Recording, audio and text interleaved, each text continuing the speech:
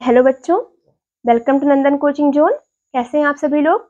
चलिए आज हम शुरू करते हैं आपके सामने बायो के बहुत ही इंपॉर्टेंट प्रश्नों की श्रृंखला हम लेके आए हैं, जो बोर्ड के लिहाज से बहुत ही ज़्यादा जरूरी प्रश्न है। बोर्ड को भी 4 महीने बच रहे हैं, लेकिन ये 4 महीने सिर्फ 4 महीने हैं जिसमें हमको बहुत अच्छे से तैयारी करनी है। आज आपका पहला चैप्टर जो है बायोलॉजी का, दैट इज पुष्पों में जनन, पुष्पी पादपों में जनन, उसके बारे में हम पढ़ेंगे। तो हमने आज जो है यहाँ पर पहला क्वेश्चन लिया है, जो कि बहुत ही ज्यादा इम्पोर्टेंट क्वेश्चन है। ठीक है बच्चों, तो चलिए हम शुरू करते हैं वीडियो को। वीडियो के एंड तक बने रहिए और चैनल को सब्सक्राइब करिए, बेल आइकन प्रेस करिए, ताकि कोई भी नोटिफिकेशन हो सबसे पहले आपके पास पहुंचे, कोई भी वीडियो छूटे ना। क्योंकि हम एक ऐसी श्रृंखला शुरू कर रहे हैं जो एग्जाम के लिहाज से बहुत ही ज्यादा उपयोगी है। चलिए शुरू करते हैं। यहाँ पर हमने पुष्प का एक आउटलाइन बनाया हुआ है, मॉर्फोलॉजी बनाई है पुष्प की, जो आउटर स्ट्रक्चर को बताती है। इसमें हम आपको पौधे के हर एक भाग के बारे में बताएंगे, पौधे में कौन कौन से भाग होते हैं। उसके बाद हम बताएंगे कि उनके कार्य क्या क्या होते हैं। तो बने रहिए हमारे साथ। चलिए पढ़ते हैं। सबसे पहले पौधे का जो ये बाहरी भाग होता है बच्चों, ग्रीन कलर वाला जो भाग होता है, इसे हम पुष्पवृंत या रिसेप्टिकल कहते हैं। ओके, इसी को पकड़ते हैं हम, पुष्प को हमें पकड़ना होता है तो हम यही हिस्सा पकड़ते हैं। ठीक है, उसके बाद में दूसरा चीज क्या होता है, पुष्पासन।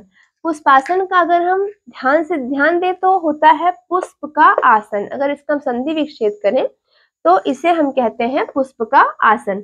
आसन का मतलब जिस पर फूल बैठता है, पुष्प का आसन जिस पर फूल बैठता है, इसे पुष्पासन कहते हैं। उसके बाद में जो आप देखते हैं पौधे में जो हरी हरी संरचना होती है, पत्ती की संरचना होती है हरे रंग की, उसे हम बाह्यदल कहते हैं, यानी कि सेपल या कैलिक्स कहते हैं। बाह्यदल, सेपल या कैलिक्स कहते हैं। फिर जो हमारा दूसरा चीज, हम 2 स्टेप स्किप कर रहे हैं। जो हमारा अगला टॉपिक होता है, अगला चीज होता है पौधे में, वो होता है दल। इसे हम कहते हैं पेटल या कोरोला।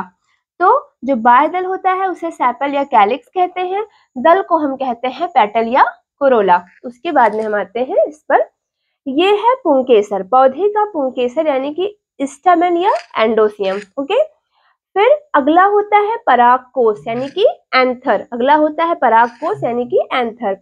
ये हो गया बच्चों पौधे का नर जनन भाग। पौधे का नर जनन भाग होता है परागकोश और पुंकेसर। ओके, फिर हम थोड़ा यहाँ आते हैं। यहाँ पे जो ये आपको गोल वाली स्ट्रक्चर दिख रही है, इसे हम कहते हैं जायांग या गायनोसियम। ओके, गायनोसियम के ऊपर जो ये आपको एक फूली हुई संरचना दिख रही है, स्क्वायर्ड स्ट्रक्चर दिख रही है, जो अंडे की जैसी है, इसको रियल में हम अंडाशय या ओवेरी कहते हैं। ओके, इसको हम अंडाशय या ओवेरी कहते हैं। इसके बाद में आप देख रहे हैं अंडाशय से होती हुई एक पतली नली के समान संरचना गई, जिसे हम वर्तिका या स्टाइल कहते हैं। जिसे हम क्या कहते हैं, वर्तिका या स्टाइल कहते हैं।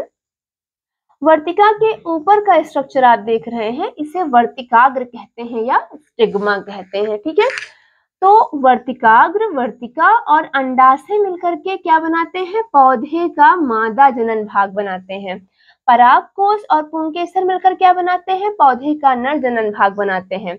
पुष्पासन और पुष्पवृंत जो होते हैं पौधे को सहारा प्रदान करते हैं। मेन पार्ट आपको पता है कौन कौन सा है, ये है बाह्य दल, उसके बाद में दल, फिर ये वाला पूरा पूरा हिस्सा इसे हम कहते हैं जायांग, तीसरा हिस्सा है ये, और चौथा भाग है फूल का पुमंग यानी कि एंडोसियम। ठीक है, तो आज हम आपको बताएंगे कि पुमंग को हम किस प्रकार से व्याख्यायित करते हैं। देखिए, हमने यहाँ पर एक स्ट्रक्चर बना रखा है, पुमंग का स्ट्रक्चर बना रखा है हमने यहाँ पे। आप ध्यान से देखिए तो ये वाला हिस्सा होता है पुतंतु यानी कि फिलामेंट। ये हिस्सा होता है फिलामेंट वाला हिस्सा होता है बच्चों ये। उसके बाद में जो आप ये वाला पार्ट देख रहे हैं ना, स्मॉल एकदम माइन्यूट सा पार्ट देख रहे हैं, इसी को हमने यहाँ थोड़ा सा बड़ा करके बताया है। इसे हम पूरे हिस्से को बोलते हैं परागकोश। परागकोश का मतलब क्या होता है, पॉलन सैक, मतलब जिसमें पराग कण रहते हैं बच्चों, उसे पॉलन सैक कहते हैं। अब आपको यहाँ पर एक ब्लैक कलर का स्ट्रक्चर दिख रहा है, उसे हम बोलते हैं लघु बीजाणु धानी। लघु बीजाणु धानी क्या है, इसको हम बताएंगे आपको अगले वीडियो में। अभी हम आपको केवल डिस्क्राइब कर रहे हैं कि पुष्प के भाग कौन कौन से होते हैं। परागकोश, लघु बीजाणुधानी और पुतंतु मिलकर क्या बनाते हैं? पुष्प का पुंकेसर या फिर एंडोसियम बनाते हैं। ठीक है, अब हम आपको बताते हैं कि हमारे फूल के कौन कौन से मुख्य भाग होते हैं। पहला जो भाग होता है उसे बाह्य दलपुंज कहते हैं, दूसरे भाग को दलपुंज या कोरोला कहते हैं, तीसरे भाग को पुमंग या एंडोसियम कहते हैं, चौथे भाग को जायांग या गाइनोसियम कहते हैं। इसमें जो जायांग होता है ये पौधे का मादा जनन अंग होता है, मादा जनन भाग होता है। ओके, यानी कि फीमेल पार्ट होता है एक पुष्प का, फीमेल पार्ट होता है एक पुष्प का। पुमंग क्या होता है? नर जनन भाग होता है बच्चों। पुमंग क्या होता है? नर जनन भाग होता है, यानी कि मेल पार्ट होता है। ओके, क्या होता है? मेल पार्ट होता है।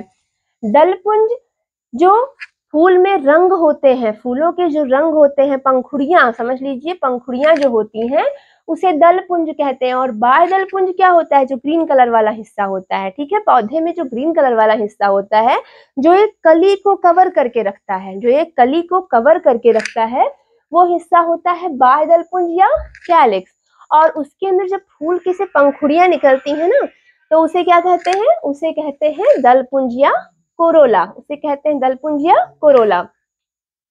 तो बच्चों यहाँ पर हमने पुष्प की बाह्य आकारिकी का अध्ययन किया है, जिसमें हमने पुष्पों के विभिन्न भागों के बारे में जाना है।